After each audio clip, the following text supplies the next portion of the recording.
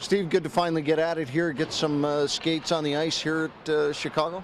Yeah, it is. We've had a long week of preparation, and I think that the players are excited to start round two. We know it's going to be a tough series against a very talented Chicago team. So to get in yesterday, get a couple of skates on the ice surface here, I think it's been good for the club. One of the things we talked about is the Chicago team, highly skilled. You get to see them here on the ice, get to see an opportunity.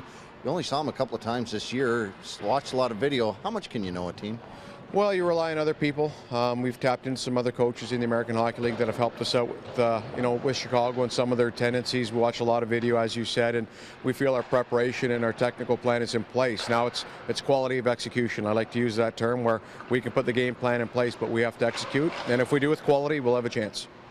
Over the last series, drew Milwaukee into some penalties, and certainly they've talked about, Chicago has talked about discipline. That's a hard thing to do against this Marlies club. It is. We're going to have to make sure our emotions are in check. It's going to be a different series. Milwaukee with the two Signons and the Liambus, that evoked a lot of emotion. I think this is a different team. They've got Selleck and some guys, but primarily they're a skilled team. They're a team that's going to want to give you that Grand Rapids or a Texas type of a feel. So we have adjusted our lineup accordingly, and we'll see how things work out.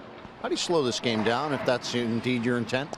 Well, Drew McIntyre has to. The ice, thankfully, is probably not that great. That might help our club a little bit and slow them down because they are quick. But, we want to make sure our structure is good. That's the key for us. If it's good and we play a smart game instead of the penalty box, it should be a good series. They got an experienced coach. You look up in the banners, 4 championships here, and John Anderson.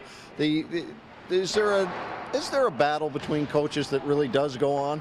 Well, I think there's a respect. I'm a big fan of John. I'm a big fan of Davey Allison.